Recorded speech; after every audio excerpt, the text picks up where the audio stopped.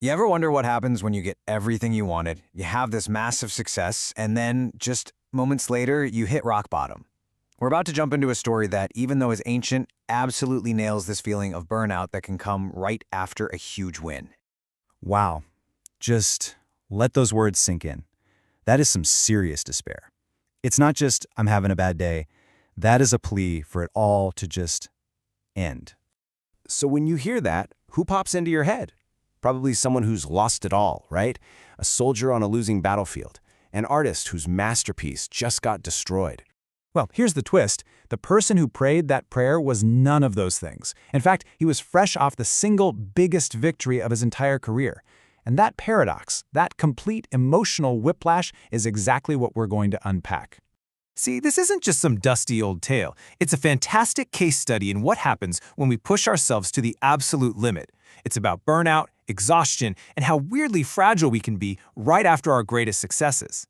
We're going to dig into the story of the prophet Elijah. We'll look at how a person can go from this epic, public triumph to a complete private collapse, and what that journey can teach us about our own breaking points.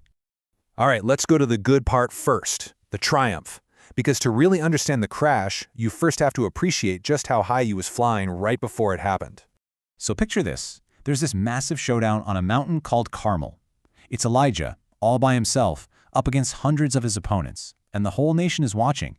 It's a high-stakes, winner-take-all public spectacle. And he wins. I mean, he doesn't just win, he absolutely crushes it.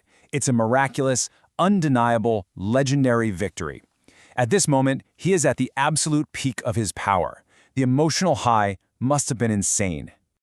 But then, right on the heels of this incredible moment, the story just takes a nosedive. Instead of being safe, his victory earns him a single but very real death threat from someone powerful. And that one threat, it's enough to completely shatter him.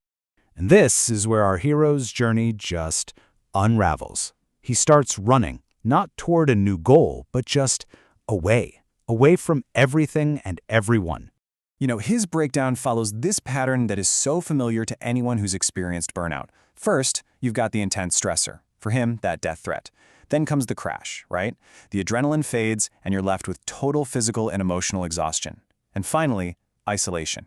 He pushes everyone away right when he needs them the most. It's just a perfect storm for despair.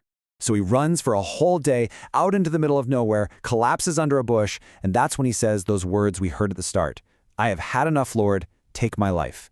He's gone from the mountain of fire to this empty, lonely desert. He is completely overwhelmed.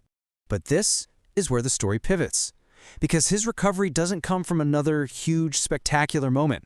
It comes from somewhere he totally wasn't expecting. So he's hiding out in a cave, and he experiences this series of incredible events. First, a wind so powerful, it's literally shattering the rocks around him, just raw power. But the story makes a point to tell us God wasn't in the wind. Next up, an earthquake. The ground itself is shaking. Another massive, overwhelming force of nature. But again, the story says, nope, God wasn't in the earthquake either. And then a fire sweeps by. And you'd think, okay, this is it. Fire is his signature move. It's what happened on Mount Carmel. This has to be the answer. But God wasn't in the fire. After all the noise, after all the drama, the wind, the earthquake, and the fire, there was a still, small voice, a gentle whisper. And that is where he found what he was looking for, not in the noise, but in the quiet. So what's the big idea here? What can this story from thousands of years ago possibly teach us about getting through our own moments of burnout and despair? Well, I think we tend to believe that strength and recovery have to be loud and spectacular, just like the initial victory. But this story flips that whole idea on its head.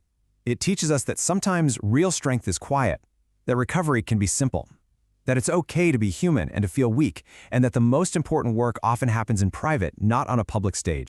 Elijah's story is such a great reminder that healing doesn't have to be some heroic movie montage comeback. You know, sometimes it's just getting something to eat, getting some sleep, listening. It's about finding the strength not to conquer another mountain, but just to take one more step. And that kind of leaves us with a question, doesn't it? In our own lives, which are so full of noise, the wind and earthquakes and fire of notifications, demands, and endless crises, are we ever giving ourselves enough quiet to actually hear the whisper? Because that might be where the real answers are.